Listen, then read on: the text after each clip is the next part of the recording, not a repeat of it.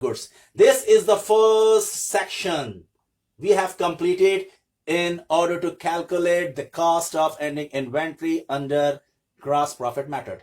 This is the first, as I have stated you earlier, that there are two steps, there are two sections.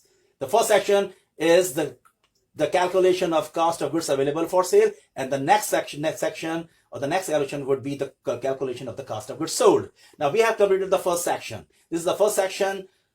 Now we are moving over to the next section, which is named as the calculation of the cost of goods sold.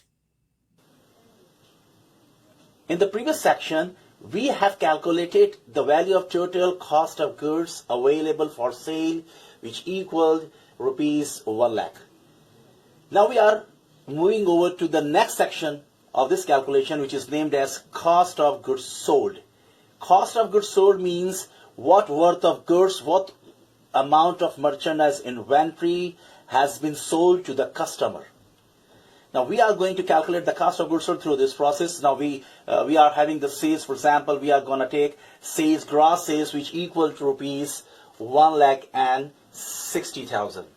We have assumed that we have sold out our merchandise inventory for rupees 1,60,000 to our customer.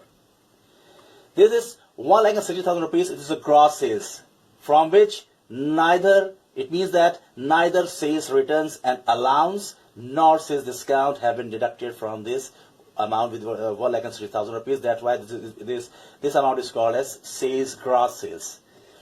Now, through this accounting period, the merchandise to whom we have sold out merchandise inventory for rupees 1,60,000, he has made return to us, to the business, to the company, for rupees 7,000, which is called as sales returns and allowances.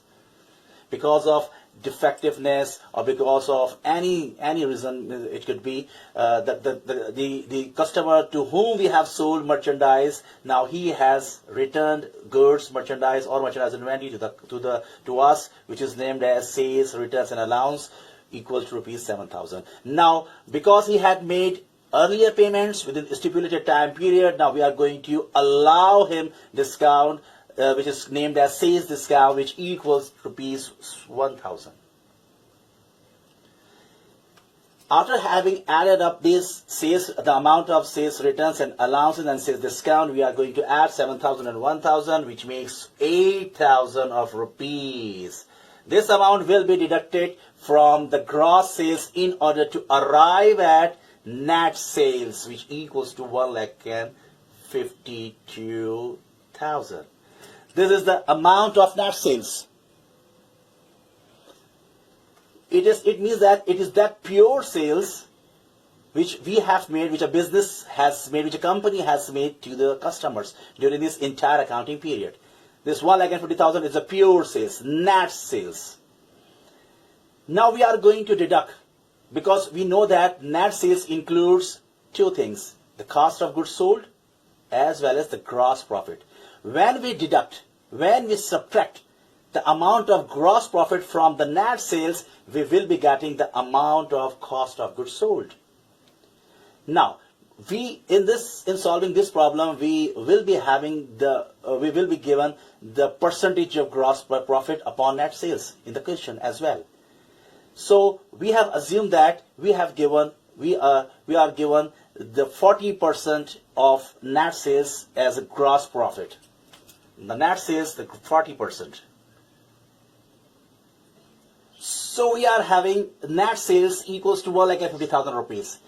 Now we are going to apply this 40% gross profit percentage upon 1,50,000 rupees. We will be getting the gross profit equals to 60,800 rupees.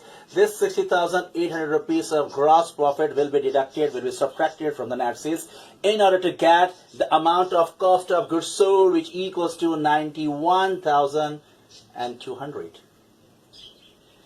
This 1,50,000 of net sales includes 60,800 gross profit.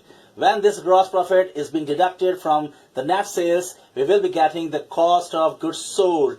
It means that the merchandise inventory which we have sold to the customers at 1,50,000 rupees, the same merchandise for the same merchandise we have purchased, we have paid to our supplier equals to 91,200. This is the cost. This is the cost of goods sold. The merchandise inventory which we have sold to our customer, for this merchandise inventory we have paid, the business has paid, the company has paid to the supplier equals to 91,200 rupees. This is the cost of goods sold. Now this cost of goods sold, when deducted from this total cost of goods available for sale, equals to 8,800 rupees of cost of ending inventory. Total cost of goods available for sale, which we have earlier calculated in the previous section, 1 lakh of rupees. This 1 lakh includes the cost of goods sold and the cost of ending inventory. When cost of goods sold is being deducted from the total cost of goods available for sales, we will definitely be getting the cost of ending inventory 8,800. It means that at the end of the accounting period, or at the time, or at the day when the missing amount of cost of ending inventory is being calculated was 8,800. This will be the amount which will be claimed by a businessman to the insurance companies for the insurance, for the claim, for the reimbursement, and for the grievances, for the redressal of their grievances. This is how we are going to calculate the cost of ending inventory each and every time when we are going to follow the cost of ending inventory under gross profit method. Hope you have got all these things. Until next video, until next topic, see you, take care, bye-bye, see ya.